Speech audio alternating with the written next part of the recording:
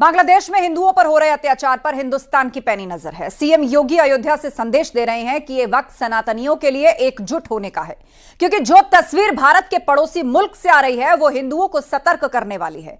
तो वहीं कांग्रेस नेता ने विवादित बयान देते हुए बांग्लादेश से भारत की तुलना कर दी। आपको रिपोर्ट दिखाते हैं।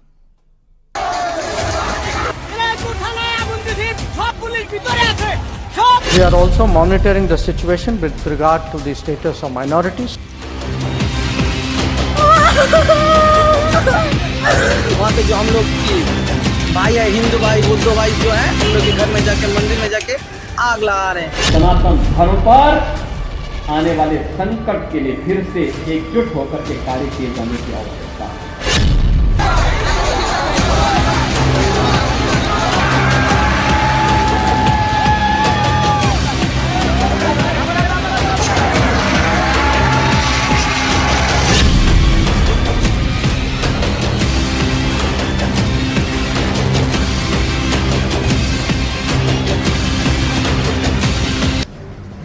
बांग्लादेश में हसीना सरकार के विरोध में शुरू हुआ प्रदर्शन अब हिंदू विरोधी हिंसा में तब्दील हो चुका है। जगह जगह हिंदुओं के घरों को निशाना बनाया जा रहा है, हिंदू मंदिरों में तोड़फोड़ की जा रही है और इस्लामिक कट्टरपंथियों की भीड़ घर में घुसकर हिंदुओं से मारकाट कर रही है। बांग्लादेश में हिंदुओं पर हो रहे हमले पर हिंदुस्तान चिंतित है, हिंदुस्तान की आवाम हैरान है, हिंदुस्तान की सरकार परेशान है और सीएम योगी अयोध्या से सनातन का संदेश दे रहे हैं। सीएम योगी ने कहा, हिंदुओं को निशाना बनाया जा रहा है, पड़ोसी देशों में मंदिर तोड़े जा रहे हैं।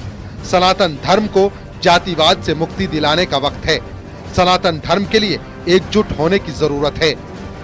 सीएम योगी ने साफ कर दिया है, वक्त एकजुट होने का है, वक्त जातिवाद की बेड़ियों को तोड़कर धर्म की राह पर चलने का है, वक्त सनातन का झंडा बुलंद करने का है।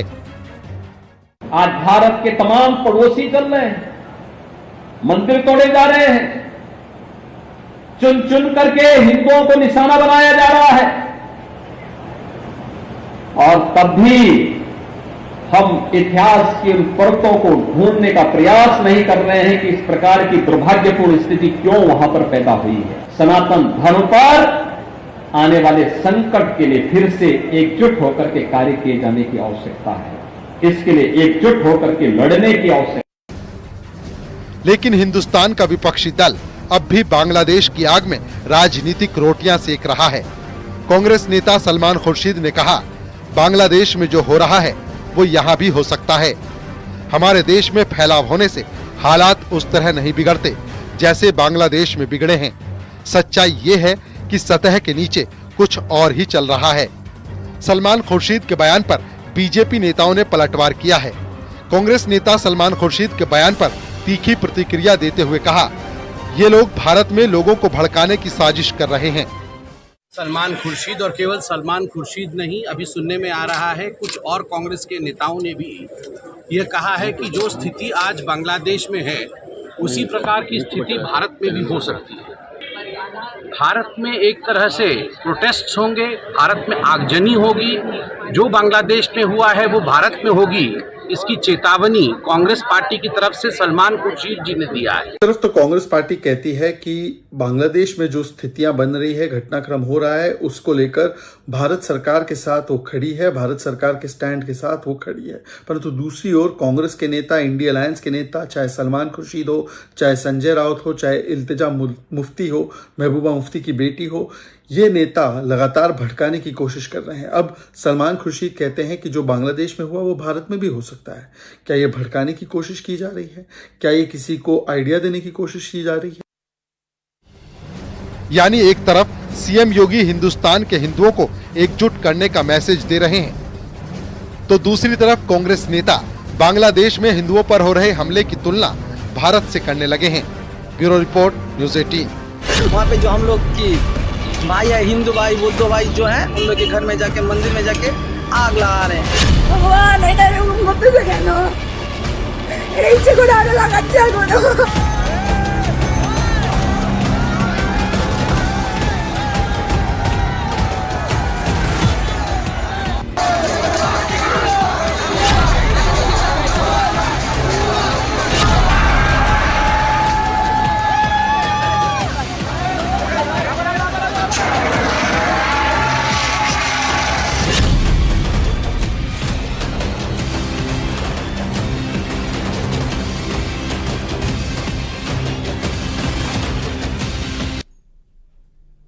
बांग्लादेश में अल्पसंख्यकों पर हमले जारी हैं। बांग्लादेश के 39 जिलों में हिंदुओं को निशाना बनाया गया है। घरों से लेकर मंदिरों में तोड़फोड़ की जा रही है और खबर यह है कि कई हिंदू नेताओं की हत्या तक कर दी गई है और हिंदुओं के घरों को जलाया गया है।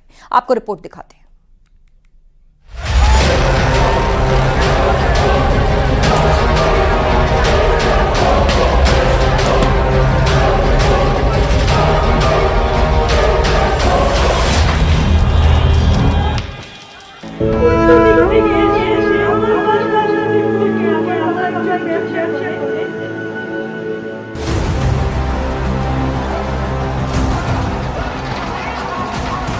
बांग्लादेश में हिंदू विरोधी जमात,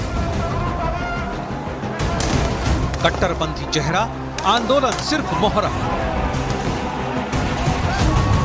हसीना के जाते ही खूनी खेल शुरू।